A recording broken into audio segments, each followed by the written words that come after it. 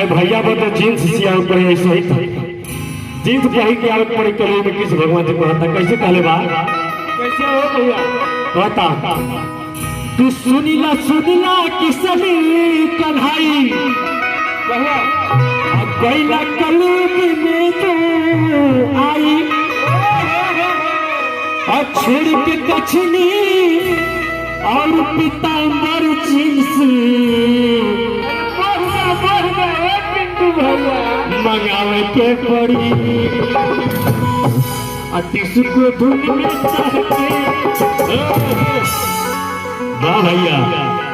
एक बार जोरदार ताली हमारा इंस्ट्रूमेंटल में दो कहता कि टिशू को धुन में तहके नाचे औरी नचावे के पड़ी कहता गुरूद में तू ताता थैया कही रहा कलूद में तहार ताता थैया केहू ना दी कैसे कलवा कैसे सुनिला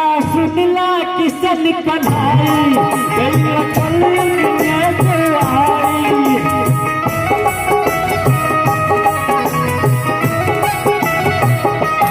सुनिला किसन कन्हाई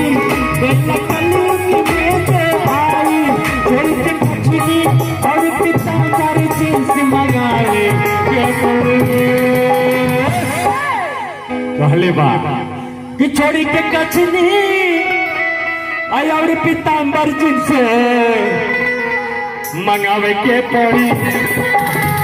अनिष्ट को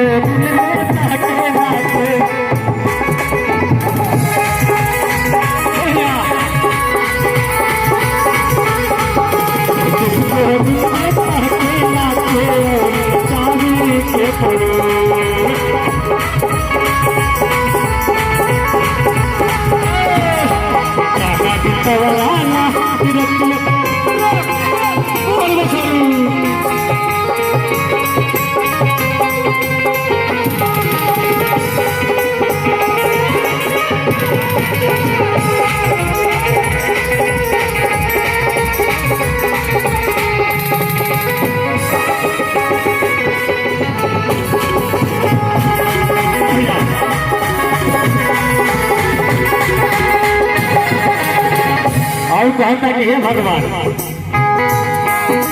वाह हमारे पिता स्वर्गीय चाचा जी की तरफ से प्यार दुलार आशीर्वाद हे बजरंगबली ऐसे रह सभी के प्यार दुलार के पिता मुआ के मिलत रहो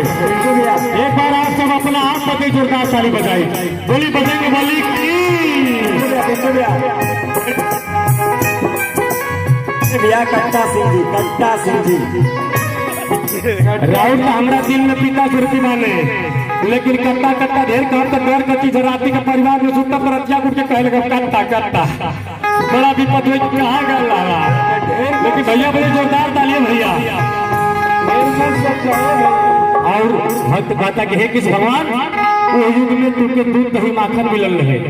एक कलयुग वो ना मिली लेकिन उससे ढेर मिली कैसे कहता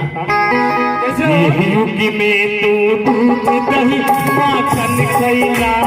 जानी हो यही युग में रंगी और कटसी बातें खूब मन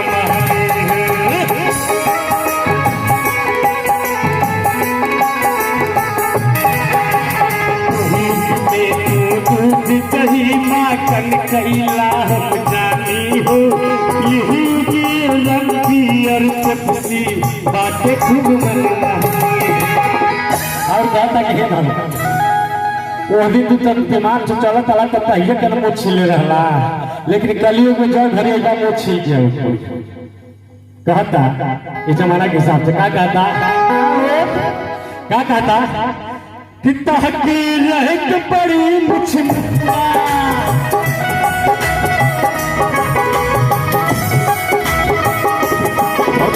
कहता रोक काम ना करी कहती रह के बड़ी मुझ मुंडा चढ़ के घूमना ही रे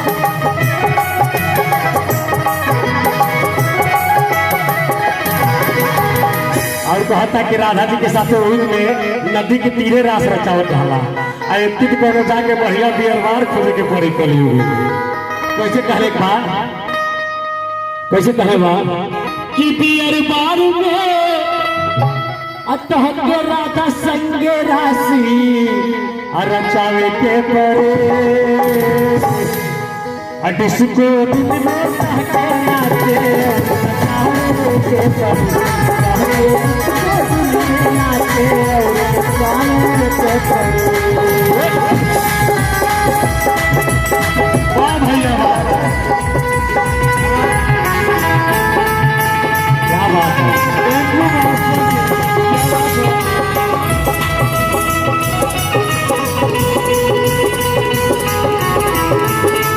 Oh,